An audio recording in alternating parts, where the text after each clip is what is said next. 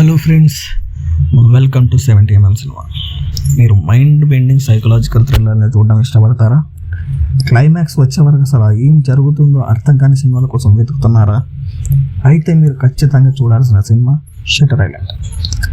Legendary director Martin Scorsese అద్భుతమైన film making మరియు Leonardo DiCaprio power packed performance ఉన్న ఈ సినిమా గురించి ఈరోజు వీడియోలో ఎటువంటి స్పాయిలర్స్ లేకుండా తెలుసుకుందాం. ఇక కథ విషయానికి వస్తే ఇది 1954లో జరుగుతుంది. అమెరికాలోని ఒక మారుమూల ద్వీపంలో యాస్క్లిఫ్ హాస్పిటల్ ఉంటుంది. ఇది మామూలు హాస్పిటల్ కాదు, ప్రమాదకరమైన నేరస్తులు ఉన్న ఒక మానసిక చికిత్సాలయం. అక్కడ నుండి రేచల్ సొలాండో అనే ఒక పేషెంట్ మిస్ అవుతుంది. ఆవిడ ఎలా మాయమైంది అనే విషయాన్ని ఇన్వెస్టిగేట్ చేయడానికి ఇద్దరు యుఎస్ మార్షల్స్ టెడ్డీ డేనియల్స్ మరియు అతని పార్ట్నర్ చెక్ ఐలాండ్కి వస్తారు. టెడ్డీ ఆ ద్వీపంలోకి అడుగుపెట్టినప్పటి నుండి అతనికి అన్ని వింతగానే కనిపిస్తాయి. చుట్టూ సముద్రం, భారీ గోడలు ఉన్న హాస్పిటల్ నుండి ఒక పేషెంట్ బయటకు వెళ్ళడం అసాధ్యం. మరి ఆమె ఎక్కడికి వెళ్ళింది? అక్కడ ఉన్న డాక్టర్లు మరియు నర్సులు ఏదో దాస్తున్నట్లు టెడ్డీకి అనుమానం వస్తుంది.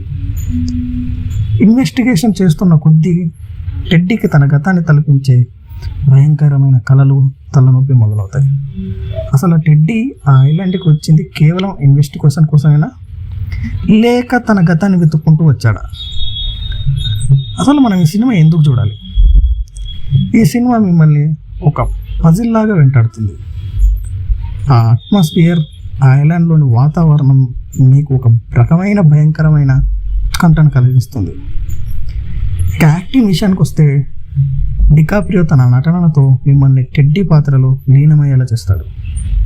ఇక ద ఫైనల్ మిస్టరీ. సినిమా చూస్తున్నంతసేపు మీరు కూడా ఒక డిటెక్టివ్లా ఆలోచించడం మొదలు పెడతారు. ఇక కంక్లూజన్లోకి వస్తే చివరిగా ఒక మాట, ఈ క్లైమాక్స్ చూశాక మీరు ఖచ్చితంగా షాక్ అవుతారు. ఆ ఒక్క సీన్ సినిమా మొత్తాన్ని మార్చేస్తుంది.